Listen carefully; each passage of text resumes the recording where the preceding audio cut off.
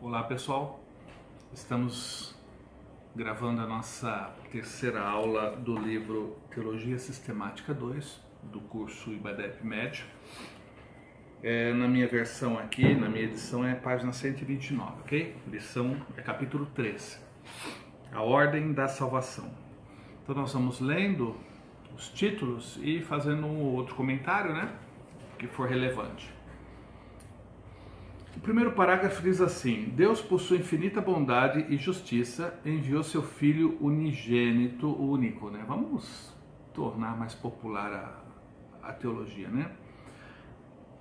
Seu Filho único à cruz, a fim de suportar a penalidade total do pecado e poder perdoar livremente e com justiça todos quantos comparecerem diante dele. Comparecerem diante dele. É interessante isso. Após a morte, o sopro, a pessoa que foi colocada por Deus volta para Deus. Toda pessoa volta para Deus. Hebreus 9:27 diz assim: está dado ao ser humano morrer uma só vez, vindo depois disso o juízo. Então, todas as pessoas,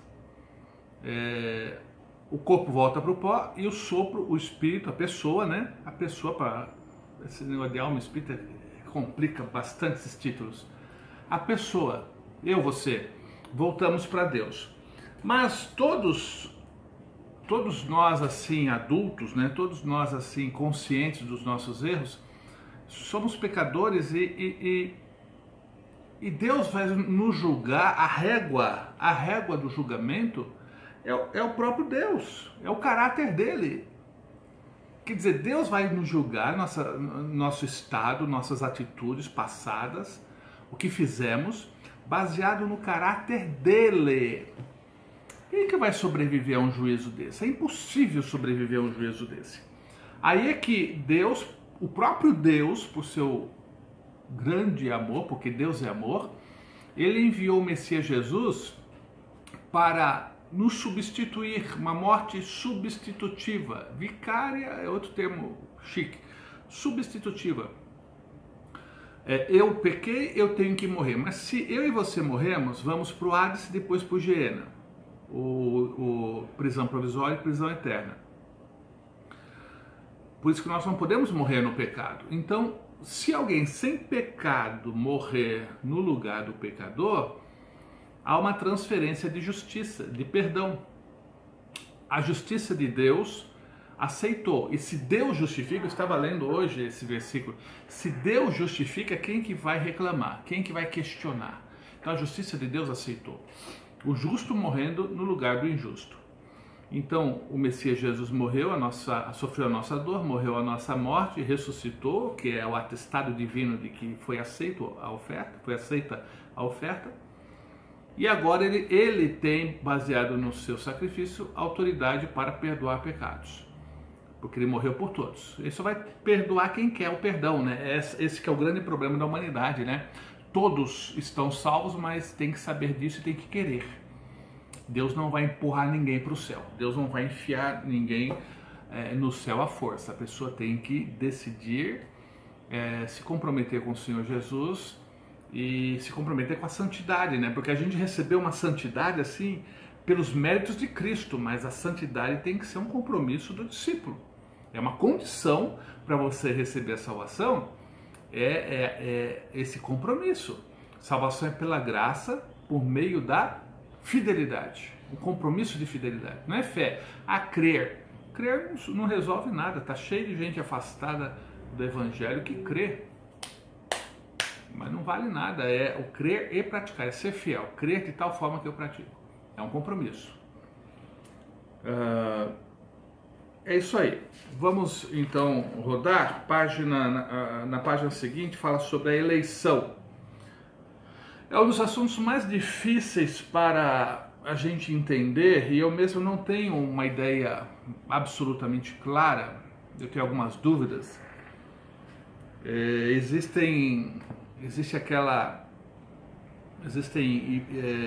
gente vai ver aqui que existem correntes que mostram que defendem que A salvação depende de você, da tua decisão. E outros vão dizer que a decisão foi Deus que te escolheu e que você só diz amém. Há uma pré-escolha de Deus. E que Deus escolheu uns para serem salvos e outros Ele não escolheu. Isso complica bastante, né? Eu estou inclinado a crer, de tudo isso que nós vamos ver aqui no livro, eu estou inclinado a crer. Eu não compreendo a doutrina da eleição de forma absoluta. Eu sei que Deus escolheu a igreja para chegar lá, e quem faz parte da igreja vai chegar lá, que é a congregação dos redimidos, né, dos perdoados. Isso eu tenho certeza. Eu creio que quem crer, né, quem for fiel será salvo, quem não for fiel será condenado, né? É o pisteuo, crer, mas pode ser traduzido melhor por ser fiel. Pistes é traduzido por fé. Uma melhor tradução eu vejo é fidelidade. Pisteuo é traduzido por crer. Eu traduziria melhor por ser fiel. Pistos é traduzido por crente. Eu traduziria por fiel. Baseado em quê? Baseado na primeira parte da Bíblia, na Bíblia judaica, que nós herdamos dos judeus, que ali não fala em crer só, fala em fidelidade. A palavra hebraica é emuná e traz a ideia de fidelidade. E fidelidade é muito mais do que crer. Um cônjuge assume um compromisso de fidelidade, mas não tem nada a ver com só crer. Eu sou fiel, mas só eu creio que tem que ser fiel, mas não sou. Isso não serve para nada. Ok? Então eu estou inclinado muito a crer exatamente na salvação condicional à reação humana, em detrimento da outra corrente, que é salvação condicional à escolha divina. Então, ele vai abordar esses dois pontos aqui. Eleição.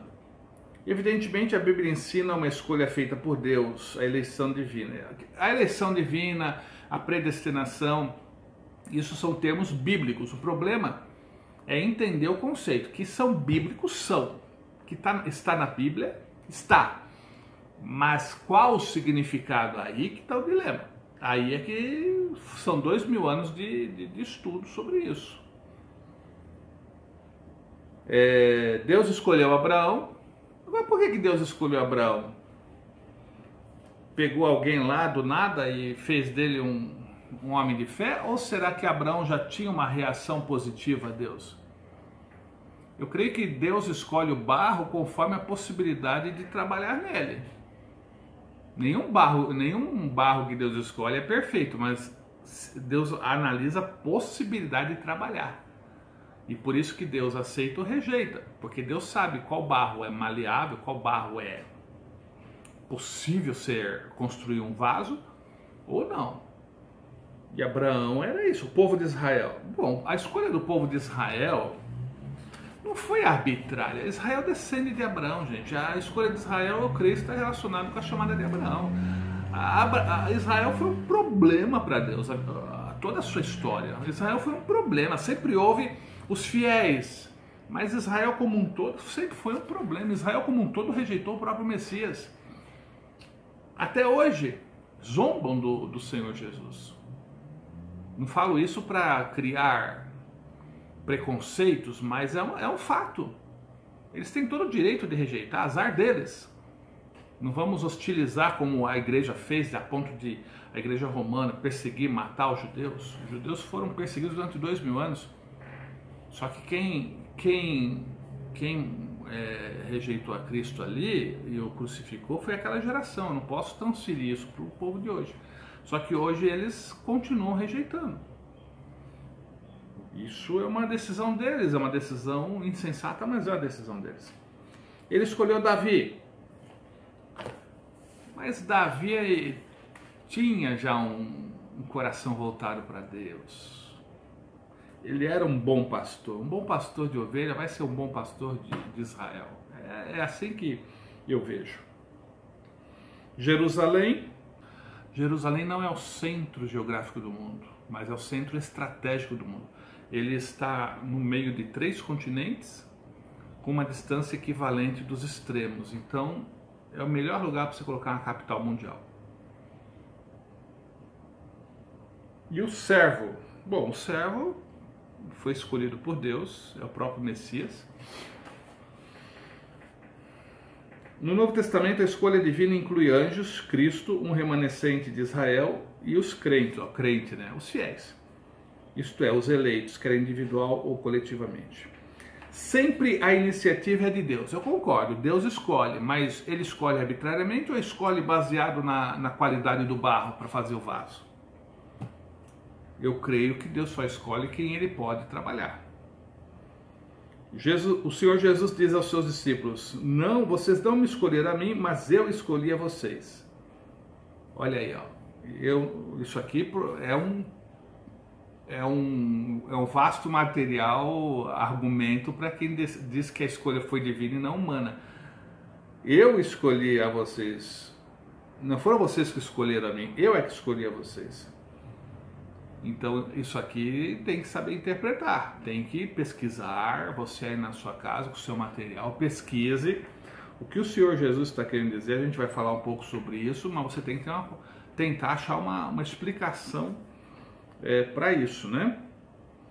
Uma coisa certa, eu aceitei a Cristo, eu vim para Cristo, eu tomei uma decisão, só que você nem imagina o quanto que Deus agiu na sua vida para que você aceitasse a Cristo. Aceitou na rua, aceitou na igreja, no templo, aceitou ouvindo um programa de televisão, não sei como é que foi a tua decisão por Cristo, mas você não imagina o quanto Deus te chamou até que você cedesse. Talvez anos. Conheço pessoas que passaram a vida toda resistindo a Deus, 30, 40, 50 anos. Já vi pessoas no batismo assim, sendo carregadas, velhinhos de idade. Quantos anos Deus tentou salvá-los, chamou-os. E lá no finalzinho da vida eles deram ouvido. Então, isso é uma verdade. A minha decisão por Deus começou no coração de Deus. Ele me escolheu. Só que eu tive que dizer sim. Porque Deus não vai colocar ninguém no céu na marra, né? E também Deus não vai jogar ninguém, eu creio que Deus não vai jogar ninguém no inferno por uma questão particular. Não, eu não quero você, quero você. Não, você não quer, você nunca.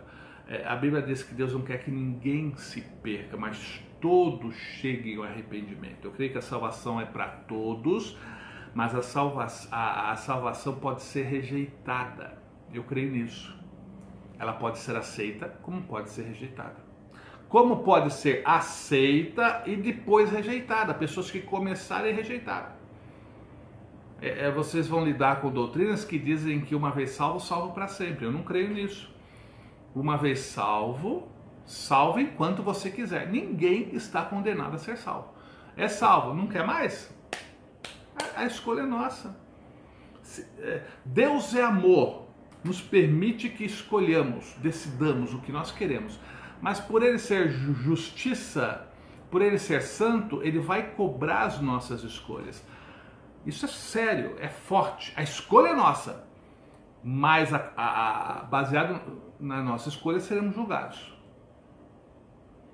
Hoje vivemos uma humanidade que escolhe, mas cada um vai ser julgado pelas suas escolhas. Lá na outra página, aqui está 131 na minha. O calvinismo é uma corrente de João Calvino, reformador, que defende aquele outro lado, da eleição incondicional de Deus, da salvação incondicional. Grandes estudiosos, não é gente burra não, gente, é gente que estuda a Bíblia, defende o calvinismo, defende a salvação incondicional. Você só precisa estudar isso e ter a sua posição. Os dois lados são bem argumentados. A eleição incondicional e a salvação incondicional e a salvação condicional, a resposta da pessoa. Salvação eterna, salvação condicional, a permanência. Os dois lados são bem argumentados. Eu não consigo conciliar a Deus rejeitar alguém, ou Deus não escolher alguém arbitrariamente, ou então Deus salvar alguém e essa pessoa não ter opção mais de pular fora do barco. eu não consigo enxergar isso. Então eu estou inclinadão, nem inclinadinho, inclinadão a crer naquilo que nós assembleanos cremos, né? Pelo menos a maioria, né? A perda da salvação, na salvação condicional. O calvinismo entende que esse trecho bíblico afirma, o texto bíblico acima, né? Nós não lemos, mas você lê. Afirma a doutrina de uma escolha arbitrária de Deus, que não leva em conta a responsabilidade e a participação humana.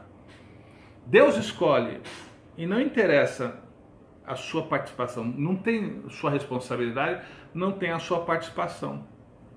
E eu acho tão estranho isso, gente. E tem gente boa que crê, mas eu acho tão estranho, filho. Eu não quero te influenciar, mas eu quero fazer com que você pesquise mais. Mas eu acho muito estranho. Na mesma seção bíblica, surgem evidências da participação e responsabilidade humana. Aí tem uma lista, né? Além disso, outro parágrafo, Paulo declara que a razão por que Deus encerrou a todos debaixo da desobediência é para com todos usar de misericórdia. Ok. Você tem um texto aí, esse é o texto mais difícil, que você vai ter que ler. Procure os versículos bíblicos, não se apegue a uma versão da Bíblia, a uma tradução só. Procure comparar as traduções, porque às vezes a tradução acaba sendo tendenciosa para uma doutrina. Infelizmente isso acontece. Às vezes o tradutor ele traduz de tal forma que às vezes defende a sua doutrina. Tradução é uma interpretação, por isso que você tem que comparar. Uma doutrina não pode se basear numa tradução. Você tem que comparar e, acima de tudo, ter capacidade de consultar o original. Buscar no original, que é a fonte maior, né? Eu não vou falar muito sobre eleição,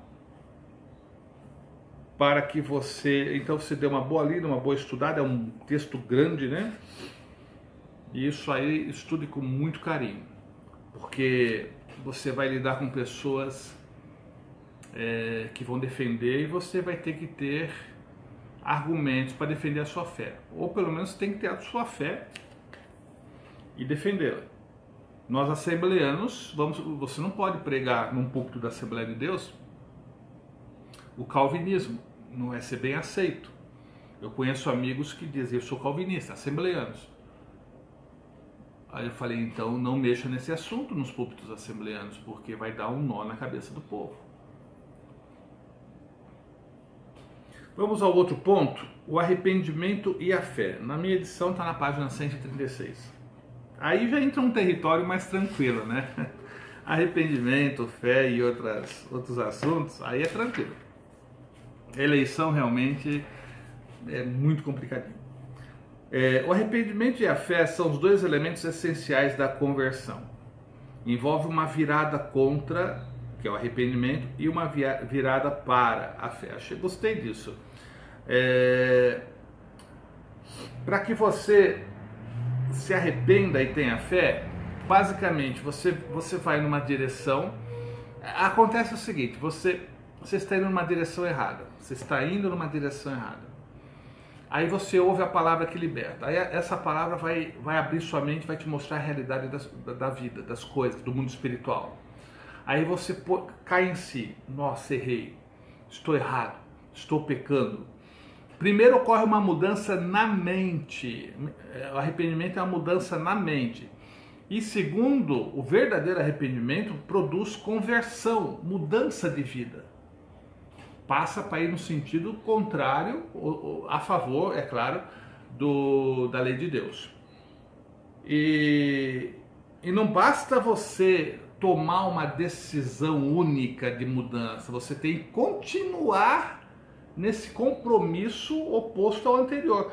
Esse compromisso de rejeição ao pecado e busca de ser igual a Cristo é a fé. Ou seja, eu creio de tal forma que agora eu quero ser igual ao meu Salvador. É isso que a igreja cristã estragou. Eu não sei desde quando que estragaram, mas estragaram, ou seja, você tem que crer, você tem que crer. Não, você não tem que crer, você tem que crer de tal forma que, a ponto de praticar. Você tem que ser fiel.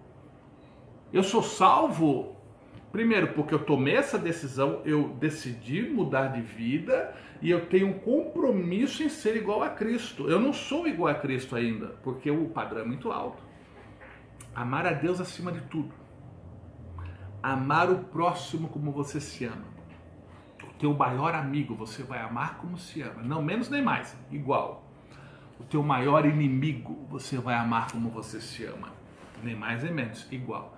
Gente, o padrão é muito elevado. Agora uma coisa é certa, eu estou mais perto do alvo que é Cristo do que quando eu aceitei. É esse compromisso que Deus quer. Olha, eu te dou a santidade. No instante que eu aceitei, me tornei um discípulo de Cristo, no meu caso foi em 1983, novembro de 83. Naquele instante eu fui perdoado. Naquele instante eu recebi o perdão e eu recebi a santidade de Cristo. Eu fui justificado pelos méritos de Cristo. Só que eu tive que assumir um compromisso de ser de fato na minha vida igual a Cristo. Por que adianta? Olha, você está perdoado, mas pode continuar do jeito que você vivia. O Deus Santo não aceita isso não. Olha, eu te perdoei, mas agora você tem que ter um compromisso. Sem santificação, ninguém verá ao Senhor. Sede santo em todo o vosso procedimento. Pedro disse, o Senhor Jesus disse, assim como o vosso Pai Celestial é perfeito, sejam vocês perfeitos em tudo, como o vosso Pai Celestial. Então é o compromisso que nós temos.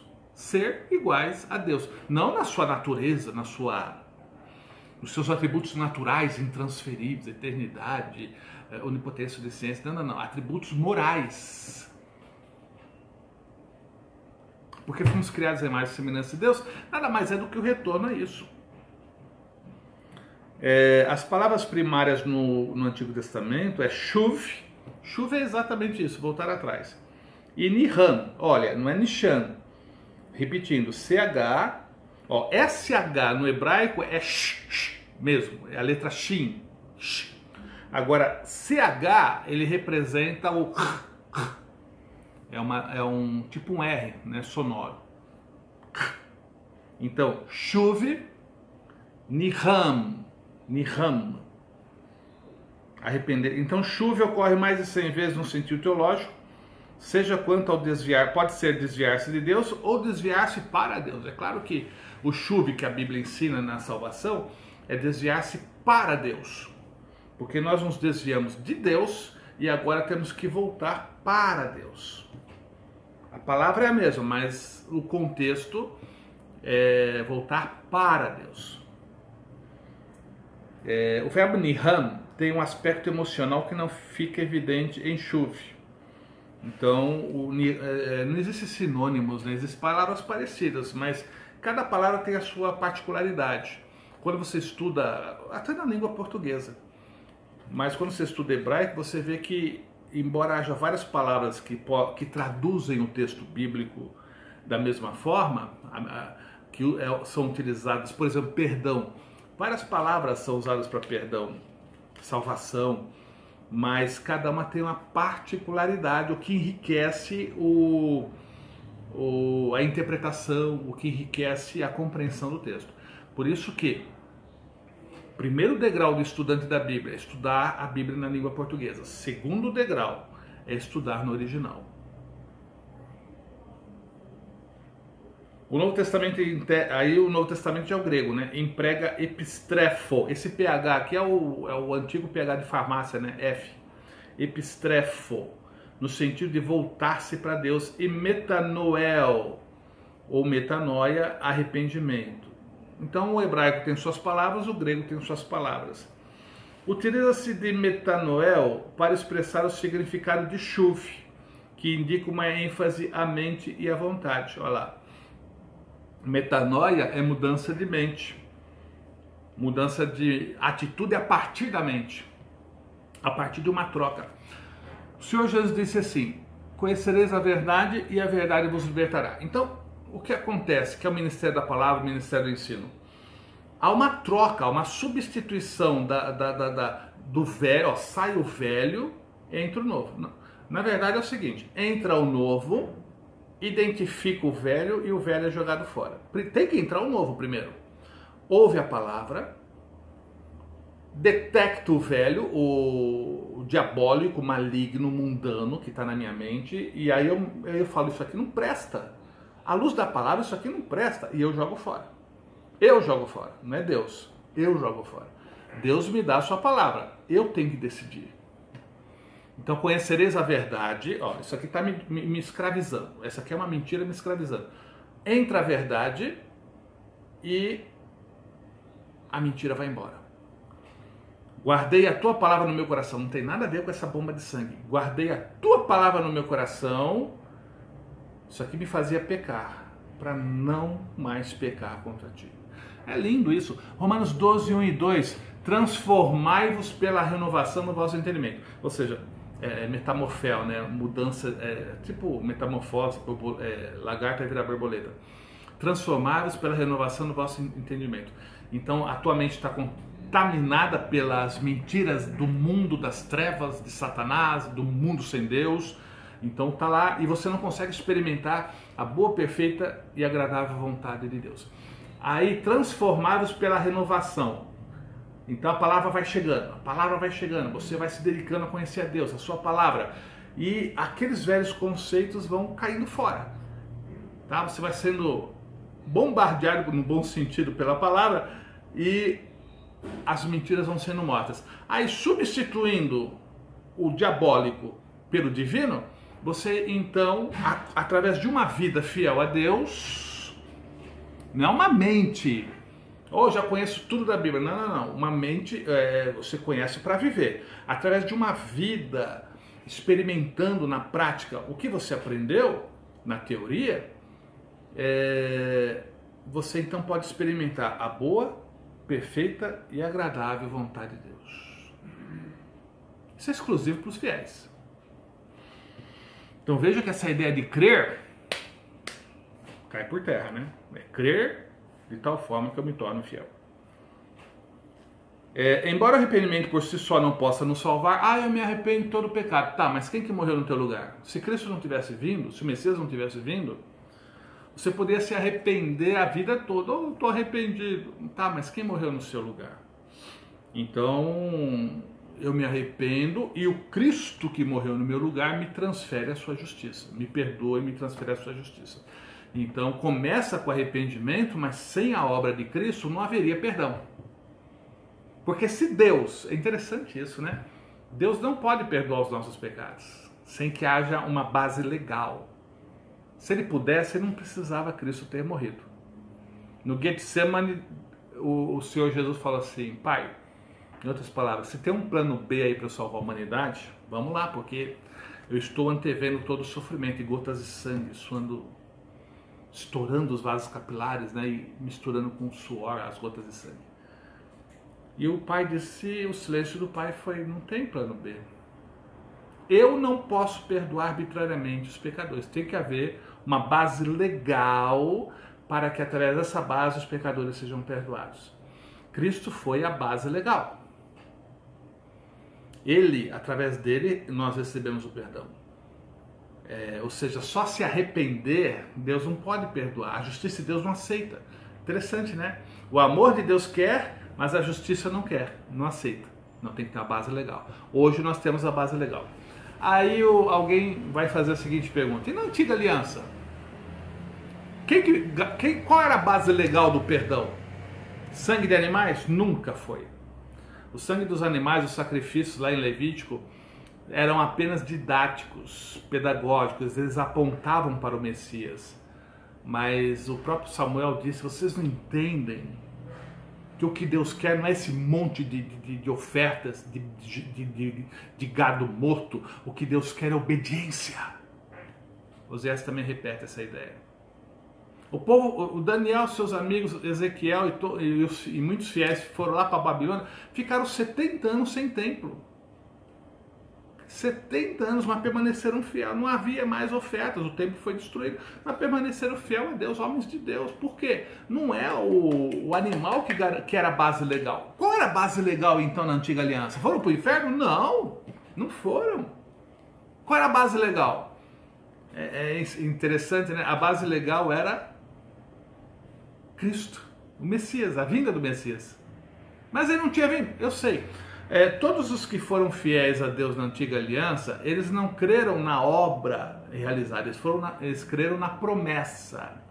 Então eles vivendo crendo que Deus mandaria o Messias e ele os resgataria do pecado. Então todos que morreram confiando na promessa, eles ficaram num lugar, segundo Lucas 16, chamado seio de Abraão, junto de Abraão, aguardando o cumprimento da promessa. Não, porque se você vê em Lucas 16, tinha o Hades, né, que é o lugar de dor, um abismo e um lugar chamado seio de Abraão. Que na verdade é no Hades, mas a gente não chama de Hades porque ali é um... E o seio de Abraão era paraíso, mas era na mesma região, só que separado por um abismo. E um sem Deus e outro com Deus. A gente percebe isso pelo texto. E então todos que morreram na antiga aliança foram para junto de Abraão. Para quê? Para aguardar o cumprimento profético, a profecia messiânica. E o Senhor Jesus então veio, desceu ao Hades e anunciou aos fiéis a vitória. Ele não foi evangelizar os infiéis, como alguns dizem. Ele também não foi tirar a chave da mão do diabo, porque o diabo não tem trono lá no Hades e eu nunca vi isso na Bíblia. Ele foi ao seio de Abraão anunciar: olha, vocês que desde Abel até o último, vocês confiaram em mim, vocês aguardaram por mim, vocês viveram uma vida comprometida com Deus. Eu queria anunciar, não é evangelizar, eu quero proclamar que eu venci. E segundo alguns estudiosos, no Novo Testamento, na Nova Aliança, não se fala mais em seio de Abraão, fala assim, paraíso. O termo usado é paradeisos, paraíso. Deduz-se então que o pessoal do seio de Abraão teria sido transportado para o terceiro céu, num lugar chamado paraíso. Eu acho muito coerente isso, porque, veja bem, eles estavam assim entre a cruz e o punhal. Eles não estavam no céu, ou no paraíso, porque muito perto do céu, porque o Messias não veio, era só uma promessa. Eles também não estavam no Hades, porque tinha uma promessa. Eles não podiam ser deixados no céu, no paraíso, porque era uma promessa. E eles também não podiam ir para o Hades, porque havia uma promessa. Então estavam entre a cruz e o punhal, como eu disse. Se o Messias tivesse falhado, esse povo não tinha salvação, ia para o outro lado do abismo. Agora, como o Messias venceu, e eu creio, estou inclinado a crer nisso, que esse povo foi deslocado para junto de Deus, não numa situação definitiva, mas tipo uma antessala do céu, não um lugar chamado paraíso, onde eles estão aguardando completar o número dos fiéis, né? Porque quem vai entrar definitivamente no céu com todos é o Senhor Jesus, né, quando ele voltar. Isso ainda não aconteceu. Então, tipo uma antessala do céu chamado paraíso. Voltando aqui, também o texto de arrependimento e fé é muito interessante. O outro tema aí, na minha página é 145, regeneração. Regenerar, a gente tem que tomar cuidado, viu? Porque a palavra palingenesia, no grego seria palingenesia. Aportuguesando ficaria palingenesia, também é usado para reencarnação, que seria tudo nascer de novo, né? Tudo voltar a ser, a renascer, tipo renascer, por isso que é usado pela reencarnação. E é verdade, haverá um renascimento de toda a criação, né? Um novo Éden. Você tem um gráfico aí que mostra que existia, já mostrei esse gráfico, eu vou mostrar novamente. O Éden, aí tudo que Deus fez para restaurar, e o novo Éden. Então tudo vai renascer. O Éden será restaurado. Essa paligenesia é o renascimento, a regeneração geral, cósmica, universal, humana e universal. Mas existe um renascimento que é o foco principal, que é aqui, ó, do indivíduo. Houve um momento em que nós perdemos o Espírito Santo, e é o Espírito Santo que gerava vida espiritual divina em nós, a vida abundante que João fala. Ele trazia a vida de Deus para dentro de nós. Perdemos. A saída do Espírito Santo é a perda da vida divina em nós. E isso tem que ser restaurado. A restauração começou na morte de Cristo. Eu vou mostrar para vocês com esses slides, e eu estou sempre batendo nessa tecla, porque eu acho muito relevante a gente compreender isso, que no início, você olhando para essa tela, esse slide 8, você verá que o ser humano, ele é a pessoa, né? Eu, você, o Adão, que tem um corpo, mas também tem uma área onde Deus habita. E através dessa área Deus se comunica com o nosso espírito. O espírito com letra maiúscula com o espírito com letra minúscula. E isso gerando a vida de Deus entre nós, o céu passa a fazer parte de nós pela presença do próprio Deus do céu. O que identifica o céu não são os anjos, o que identifica o céu é Deus. Então, se Deus habita em mim, o céu está em mim. A lei de Deus foi desobedecida e com a queda, Deus saiu. Deus saiu de dentro de mim, o céu saiu dentro de mim. Logo, eu tive morte espiritual. Eu perdi a vida espiritual, né? O céu deixou de estar em mim. Em mim, que eu digo, no ser humano. Acabou a comunicação Deus-ser humano. O ser humano passou a comandar a sua própria vida. E somos incompetentes para comandarmos a nossa vida. Não somos um manual de instrução. Deus é o manual de instrução. E o resultado é isso aí, ó. Uma vida...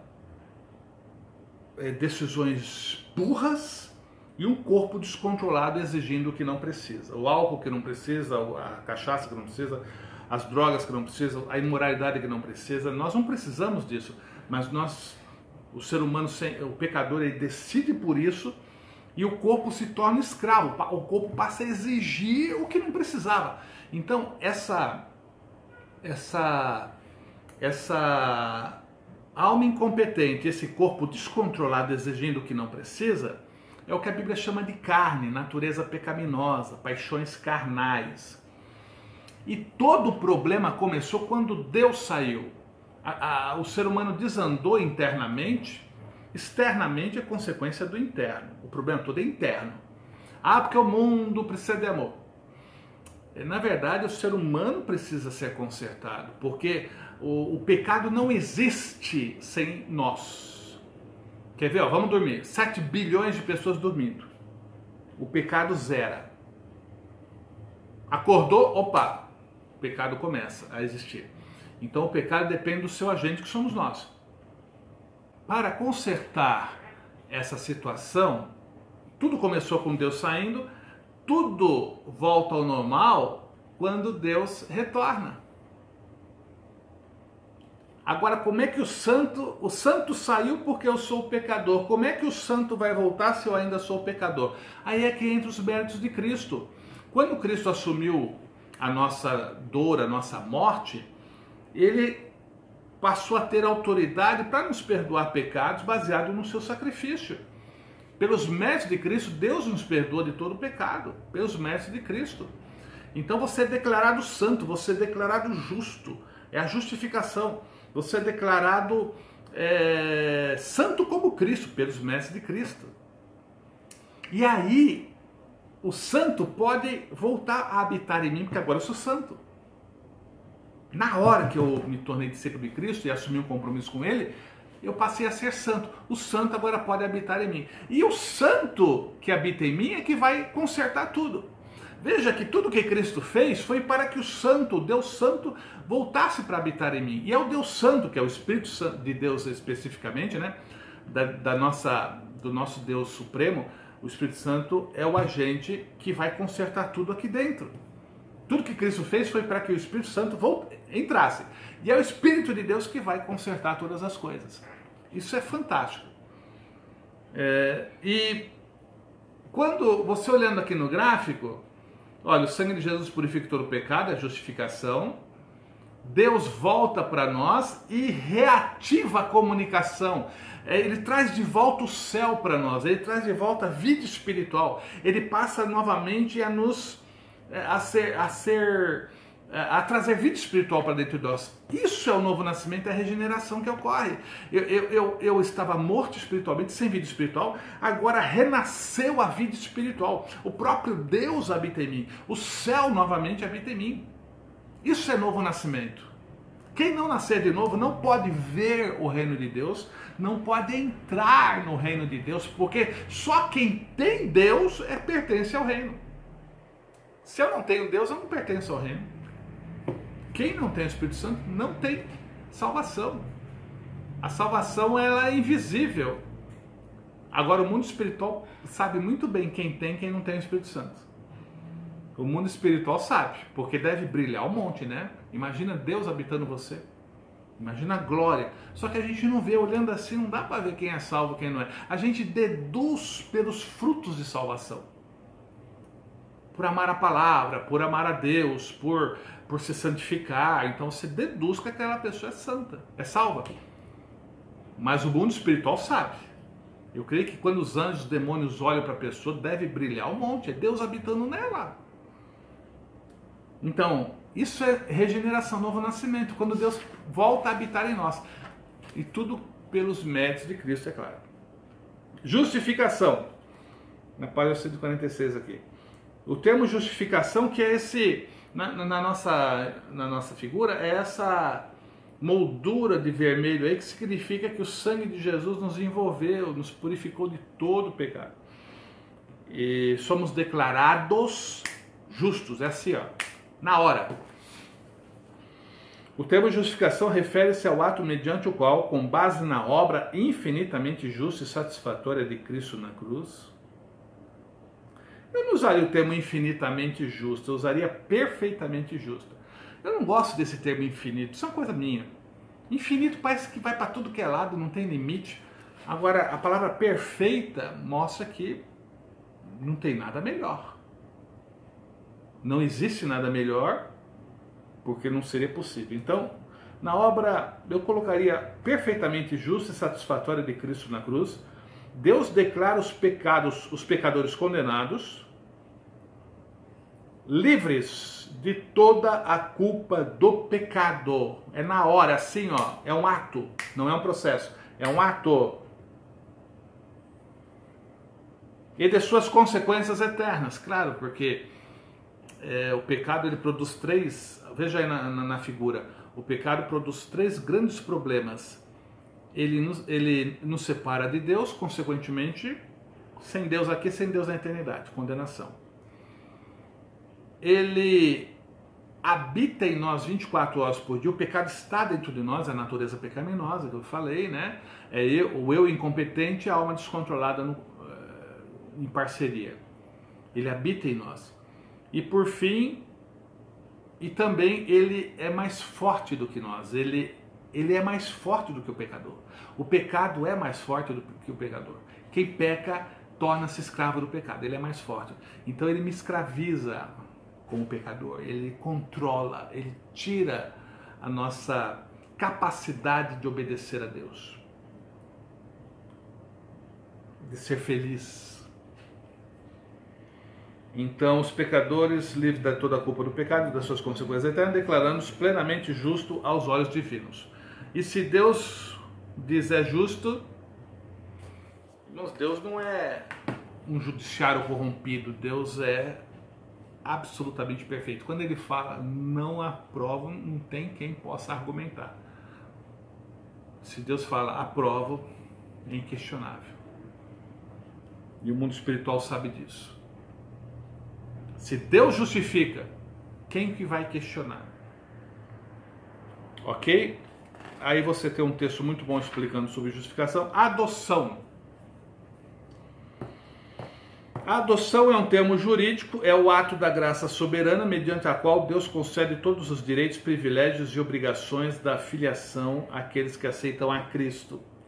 A grande pergunta é: somos filhos de Deus ou não? Os pecadores são filhos de Deus ou não?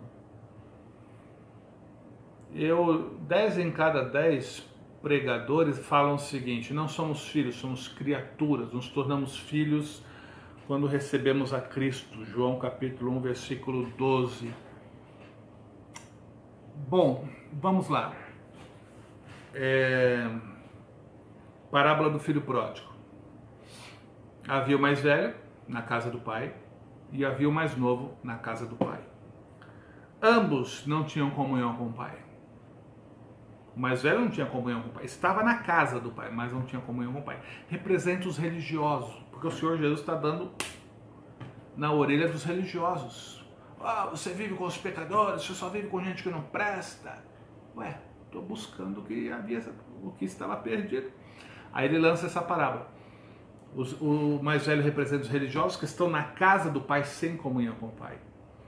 E o mais novo representa os imorais com quem o Senhor Jesus convivia para evangelizar, para salvar, né? Mulher samaritana e Maria Madalena e tantos outros. Então, o mais novo estava na casa do pai, sem comunhão com o pai, mas decidiu sair e viver uma vida imoral. Mas a história é sem comunhão com o pai e lá imoral sem comunhão com o pai. Cheio de moral, cheio de ética, trabalhando, mas sem comunhão com o pai. Lá do outro lado, imoral, perdeu tudo, mas e também sem comunhão com o pai. Mas os dois são filhos. Os dois são filhos. Só que o que foi para longe, ele perdeu seus direitos, porque ele abriu mão dos seus direitos. Ele pegou a sua herança, mas ele abriu mão, ele perdeu seus direitos. Quando ele voltou, ele continuou filho, mas agora com todos os direitos. Eu estou inclinado a crer que todos fomos criados por Deus. Malaquias 2,10 diz isso, referindo-se a Israel, mas está implícito que todos somos criados pelo mesmo Deus, temos o mesmo Deus por Pai. Então, no sentido de ser criado, Deus é Pai de todos, e todos somos irmãos porque temos a mesma origem. Não uma paternidade biológica, mas uma paternidade espiritual, porque todos somos gerados por Ele, criados por Ele. A pessoa veio dele, Ele no sopro nos colocou, e todos viemos do mesmo Pai Celestial. Então, nesse sentido, somos irmãos. Mas isso não dá direito ao pecador, não dá os direitos de entrar no céu e herdar tudo. Isso não dá direito, porque o pecador, ele está longe de Deus e desprovido, e perdeu as promessas de Deus, perdeu os direitos, porque é pecador. Representa o mais jovem que sumiu para longe, né? Mas não deixou de ser filho, criado. Quando aceitamos a Cristo, Deus lhes dá o poder de serem feitos filhos de Deus. Ou seja, filhos com todos os direitos. Filhos com a autoridade de filho e uma posição na família de Deus, com todos os direitos. Então eu vejo assim, isso é particular, que todos somos filhos de Deus criados, mas nos tornamos filhos em comunhão com todos os direitos pelos méritos de Cristo, a partir do momento que nos tornamos discípulos de Cristo. Então é o filho sem comunhão e sem direito, e o filho com comunhão com todos os direitos. Mas eu acho muito forte a ideia de que eu não tenho que levar o evangelho para as criaturas, eu tenho que levar o evangelho para os meus irmãos, que vieram do mesmo Deus. Eles são meus irmãos. E a expressão irmão é muito usada pelo Senhor Jesus. Se teu irmão, se teu irmão, se teu irmão. Ele chama o próximo de irmão. No sentido de todos temos o mesmo Pai Celestial. Ou viemos de um mesmo Pai Celestial. A expressão filho de, na Bíblia, naquele contexto cultural, significa igual a.